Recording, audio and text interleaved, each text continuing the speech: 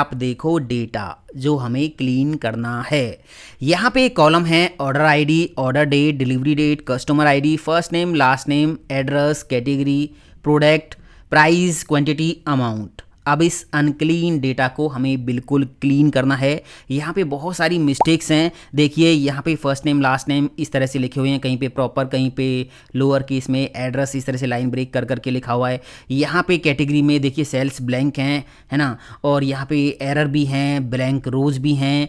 अब हमें यहाँ पे बहुत कुछ करना है, कुछ कॉलम्स को डिलीट करके नए कॉलम जनरेट करने हैं, एरर्स को रिमूव करना है, मतलब बहुत कुछ यहाँ पे हम करने वाले हैं। और मैनुअली यहाँ पे हम कोई फॉर्मूला नहीं लगाएंगे। देखिए यहाँ पे मैजिकली आप डेटा को क्लीन कर सकते हो एक्सेल में। कैसे, देखिए स्टेप बाय स्टेप यहाँ पे सब कुछ आपको सीखने को मिलेगा और स्टेप बाय स्टेप ही हम इस डेटा को क्लीन करेंगे। सबसे पहले आपको क्या करना है, आपको अपना जो डेटा है उसको सिलेक्ट करना है, कीबोर्ड से प्रेस करना है Ctrl+T, my table has header, यहाँ चेक बॉक्स पे टिक लगा के ओके कर देना है। तो जो आपकी टेबल है ना, मतलब जो डेटा है वो टेबल फॉर्मेट में कन्वर्ट हो जाएगा। टेबल डिज़ाइन टैब पे आप जाके देखिए, इसका नेम क्या है, टेबल 1, है ना। अब इसके बाद इस टेबल में कहीं भी क्लिक करके आप रखो, डेटा टैब पे आ जाओ। यहाँ पे एक ऑप्शन आपको मिलेगा फ्रॉम टेबल और रेंज, ये आपको मिलेगा एक्सेल 2016 और लेटर वर्जन्स में, है ना, 2016 और इसके बाद के जो वर्जन्स हैं 19, 21, 24, इन सभी में ये ऑप्शन आपको मिल जाएगा। तो आपको यहाँ पे क्लिक करना है। क्लिक करने के बाद पावर क्वेरी एडिटर ओपन हो जाएगा और पावर क्वेरी की हेल्प से ईजिली कुछ ही सेकंड्स में, मिनटों में हम इस डेटा को क्लीन कर सकते हैं बहुत अच्छे तरीके से। अब देखिए पावर क्वेरी की जो विंडो है इस तरह से आपको दिखाई देगी। यहाँ पे क्लिक करके आप देख सकते हो, देखिए टेबल 1, ये टेबल 1 का पूरा डेटा आ गया है।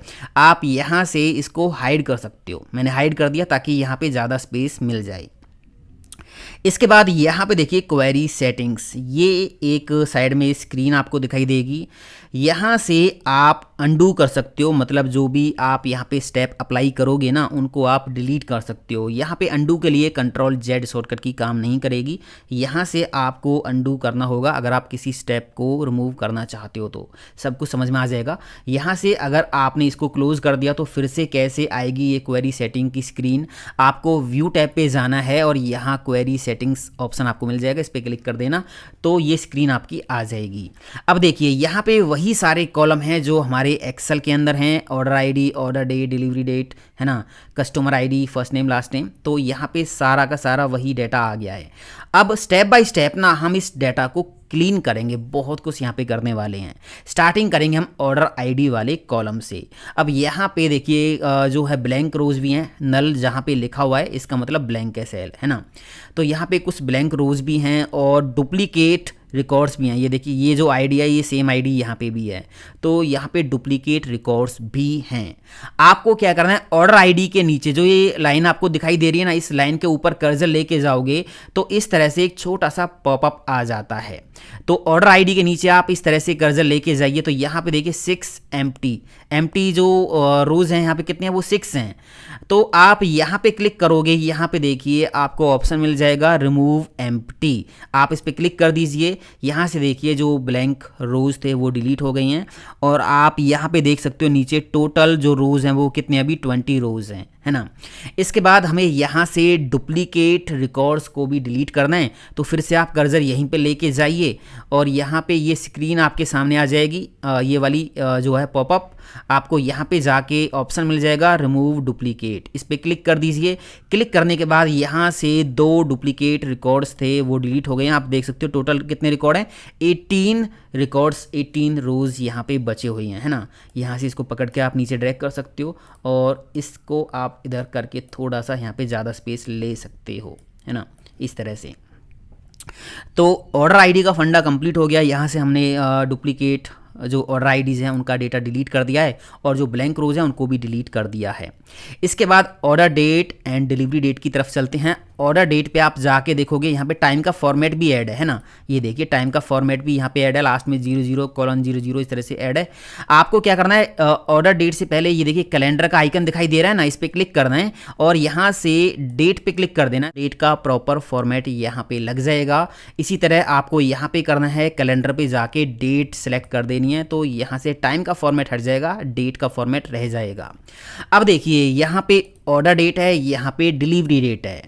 हमें यहाँ पे ये निकालना है कि कितने दिन लगे ऑर्डर को डिलीवर करने में, मतलब इस डेट में से ये डेट माइनस करनी है, यहाँ पे एक नया कॉलम ऐड करना है। अब मैनुअली हम ये काम नहीं करेंगे, पावर क्वेरी से ऐसे ही हो जाएगा। देखिए पहले आपको सेलेक्ट करनी है डिलीवरी डेट, जिसमें से घटाना है ना, ये डेट कंट्रोल की दबा के रखो, उसके बाद ऑर्डर डेट सेलेक्ट कर देनी है, कर दिया।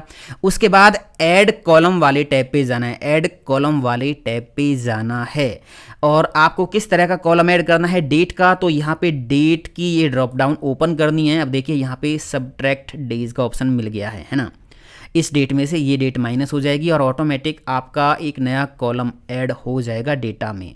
इस पर क्लिक कर दिया, क्लिक करने के बाद देखिए यहाँ पे सबट्रैक्शन के नेम से ये जो है कॉलम ऐड हो गया है। अब इसका जो नेम है वो आप चेंज कर सकते हो, यहाँ पे मैंने नेम दे दिया डिलीवरी इन और यहाँ पे ब्रैकेट में लिख दिया मैंने डेज, इस तरह से है ना।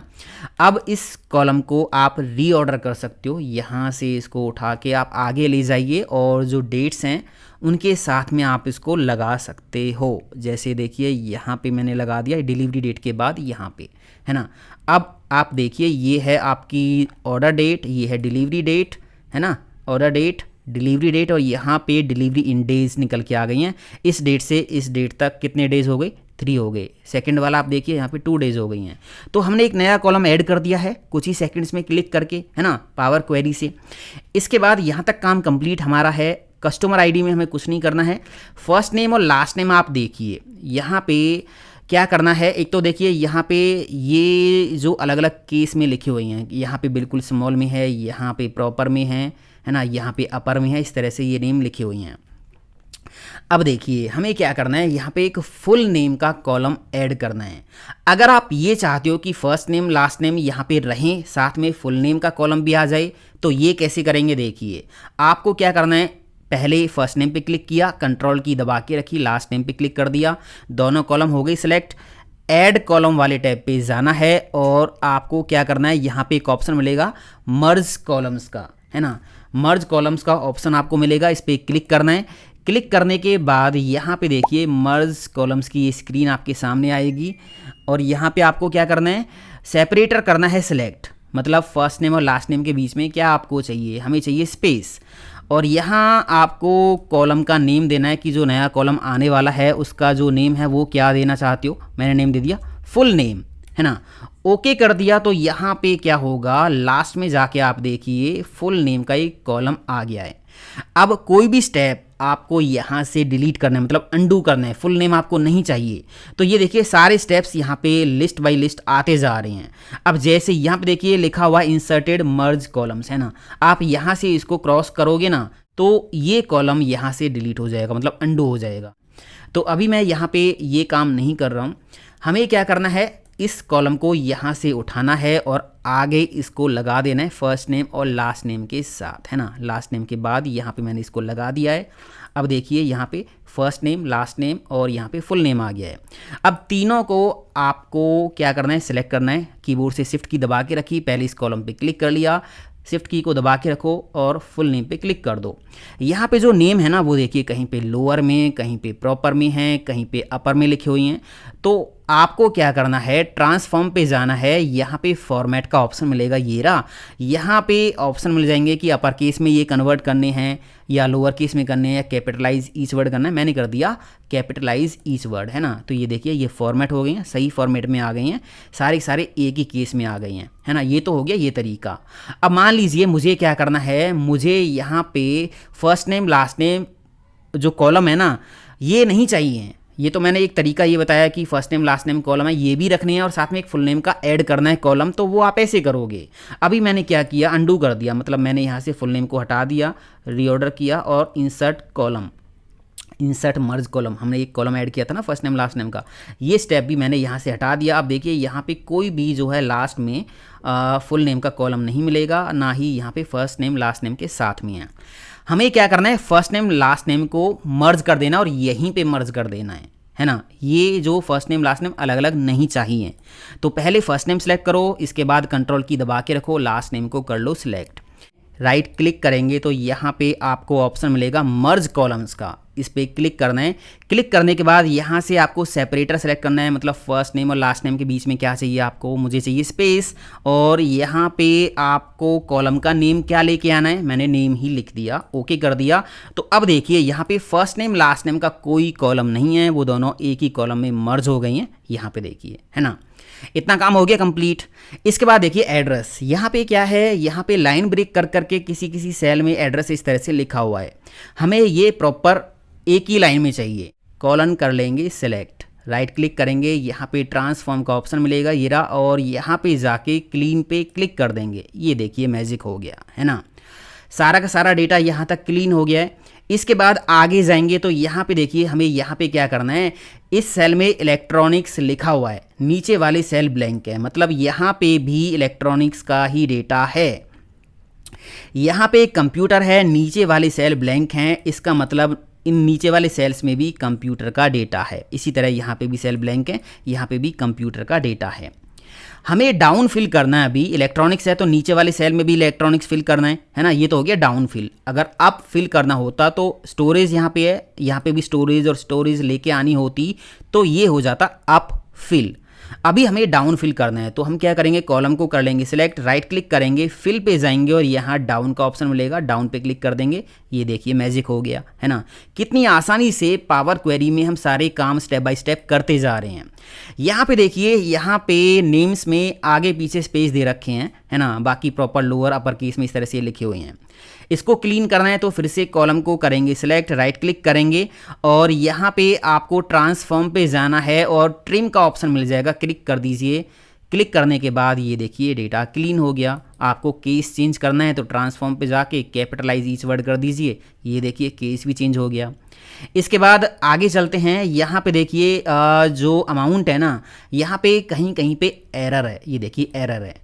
अब एरर को हटा के ना हमें यहाँ पे 0 लिखना है या फिर बिल्कुल ब्लैंक करना है सेल्स को, है ना, या एरर वाले रिकॉर्ड्स को डिलीट करना है। क्या करना है आप देखिए, मान लीजिए हमें एरर वाले रिकॉर्ड्स को डिलीट करना है तो करेंगे क्या, अमाउंट पे राइट क्लिक करेंगे, यहाँ पे आपको ऑप्शन मिल जाएगा रिमूव एरर्स का, इस पर क्लिक करोगे तो ये देखिए एरर वाले रिकॉर्ड्स डिलीट हो गई हैं। अब आपको अंडू करना है तो यहाँ पे कंट्रोल जेड से काम नहीं चलेगा, यहाँ पे सारे स्टेप्स हैं, ये देखिए यहाँ पे लिखा हुआ है रिमूव एरर्स, है ना, यहाँ से इसको क्रॉस कर दीजिए, क्रॉस पे क्लिक कर दीजिए तो वो स्टेप यहाँ से हट गया है।